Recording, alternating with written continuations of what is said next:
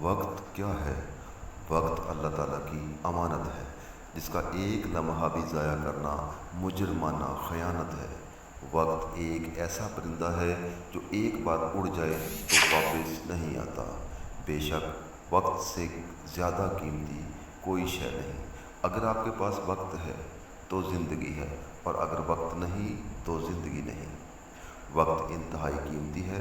سورۃ العصر ہمیں پکار پکار کر کہہ رہی ہے کہ ہم اپنی زندگی اور وقت کی اہمیت کو سمجھیں اور زندگی یوں گزاریں کہ ہمارے پاس ایمان ہو، نیک اعمال ہوں، ہم قرآن و سنت کے پابند ہوں، نیکی کی دعوت دینے والے ہوں۔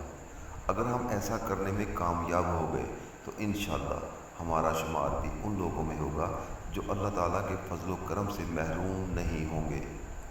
وقت کی اہمیت کے متعلق اللہ کے رسول صلی اللہ علیہ وآلہ وسلم نے ارشاد فرمایا، دو نعمتیں ایسی ہیں جن کے بارے میں بہت سے لوگ دھوکے میں ہیں، ایک صحت اور دوسری فراغت۔ ہماری زندگی کے لمحات انمول ہیرے ہیں، اور اگر ہم نے ان کو ضائع کر دیا تو حسرت و ندامت کے سوا کچھ ہاتھ نہیں آئے گا۔